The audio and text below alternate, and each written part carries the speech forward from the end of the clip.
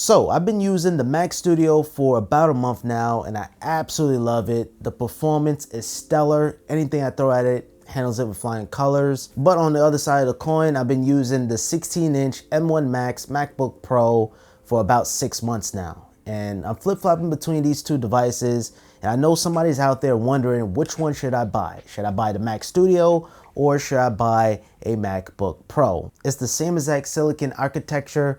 The M1 Max is my favorite M1 chip, in my opinion. You hook up multiple monitors, you have 32 core GPU. It is powerful. For me, it is probably overpowered because, well, I'm only editing 4K, 10-bit at times, 4K 60. And I know the M1 Max is probably for people who like to, edit in 8K and stuff like that. But me personally, I want to future-proof myself because I don't know if I'm going to be able to get an 8K camera in the future, but you never know. That's the thing when it comes down to content creation. You're constantly upgrading gear and you want to be able to have the power to accommodate that. And that's why I went with the M1 Max opposed to the M1 Pro. I want to start off with my 16-inch M1 Max MacBook Pro. It's an all-in-one machine. As soon as you get it, you're ready to use it. You have that Pro XDR display. You have Pro Motion. Yes, you have that notch, but literally a week from me using the device, I got used to the notch right away. This is one of my favorite MacBooks ever. It is beating out the 2015 MacBook Pro. And yes, I know I've been holding the crown on that for a long period of time, but it is whisper quiet, it is powerful. You have the ports, you have MagSafe. It is easily my favorite MacBook to date. If you're looking forward to buying a powerful, quiet machine, look no further than the M1 Max 16-inch or even 14-inch MacBook Pro. But then, of course, the Mac Studio happened. This was heavily rumored. Apple's planning on making a more powerful Mac Mini with, ultra powerful silicon. And yes, we got that with the M1 Ultra. And of course, Apple also included a M1 Max model of the Mac Studio. That's the one I have. The M1 Ultra, just watching Max Tech and just a bunch of YouTube reviews, it doesn't make a significant difference to spend the additional $2,000 more. Like what, you're gonna get 10 more second faster export speeds? It's not worth it. Just looking at the test, I'm seeing the M1 Ultra isn't making that much of a big performance gain as people were anticipated. So the performance is exactly the same. I thought maybe the Mac Studio would perform a little bit better because it's a desktop, maybe less thermal throttling, but nah, it's exactly the same. And that shows you how efficient Apple Silicon is. Regardless on which device you go with, you're getting the same exact performance. That couldn't be said back in the days with the older MacBook Pros and the iMacs. Back then, people were getting Mac desktop for the power. The cooling system is interesting. On the Mac Studio, you have heat dissipation coming out on the back, so it sucks the air from the bottom. It's actually interesting. Now, yes, you hear the fans, but it's very whisper quiet. You have to really focus on the sound to really pay attention to the Mac Studio fan. But on the MacBook side, it's totally different. The fans won't kick on unless the laptop is extremely hot. There was like 2 times, 3 times where I heard the fans. Like never once I heard the fans kick on while I'm on Final Cut Pro. When I'm on Chrome with 1001 Chrome tabs open, that's when you hear the fans kick on. Of course, I'm over exaggerating. Now, the Mac Studio has one of the best I/O on any Mac. Thunderbolt, HDMI, USB-A, surprisingly, gigabit.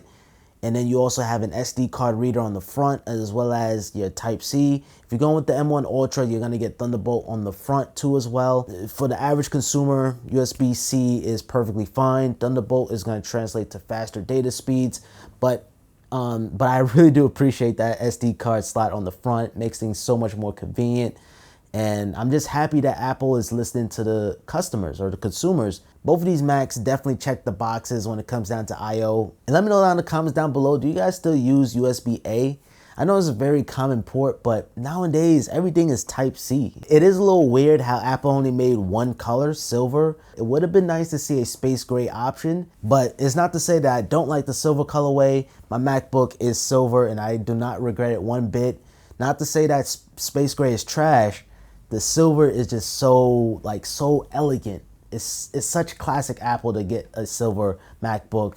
and it's just kind of like a throwback to my first MacBook that I got. So it was only right to get this one, especially with the I/O coming back, and the MacBook is back essentially. So that's why I went with the classic silver colorway. So all of that stuff out the way, it comes down to one thing: portability. Portability is the main deciding factor when it comes down to comparing these two Macs. As we know, the MacBook Pro is ultra portable. As soon as you take it out the box, it is ready to use. You have that built-in ProMotion Retina XDR display, vibrant colors, rich blacks or deep blacks. It is remarkable, to say the least, on how gorgeous that display is. The sound is incredible, out of this world. Any laptop speakers, I never heard anything that sounds more crisp and in detail as the MacBook Pro. And especially with the 16-inch model, you get more speaker grills, so it's naturally just gonna sound a little louder.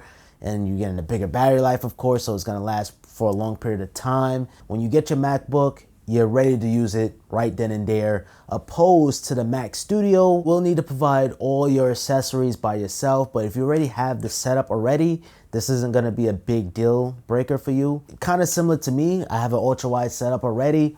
All I gotta do is just plug it in and I'm ready to go. But here's why I have this setup. This is way before the Mac Studio.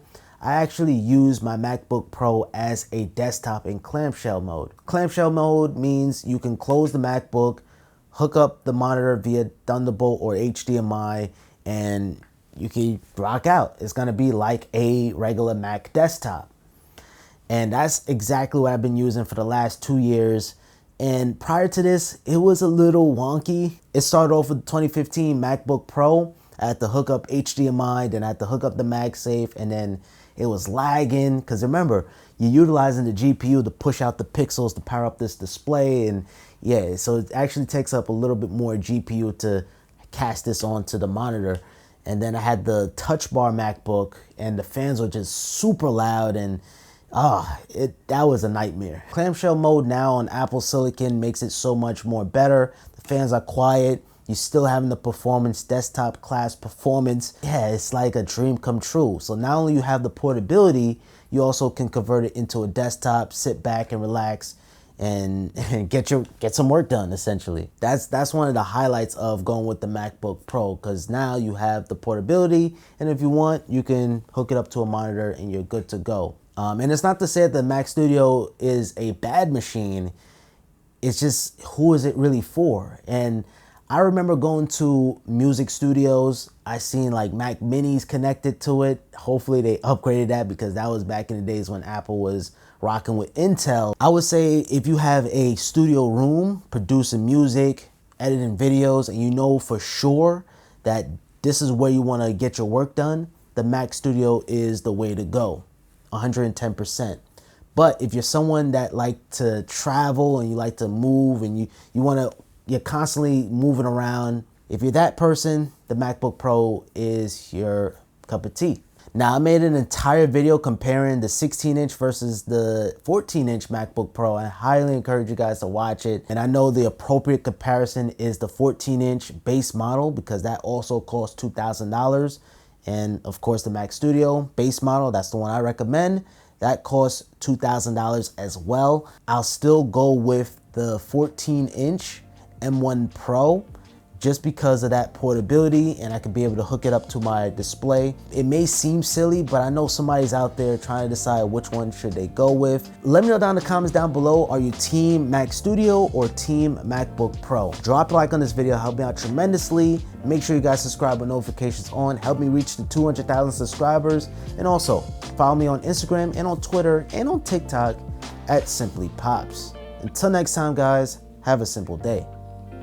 Peace.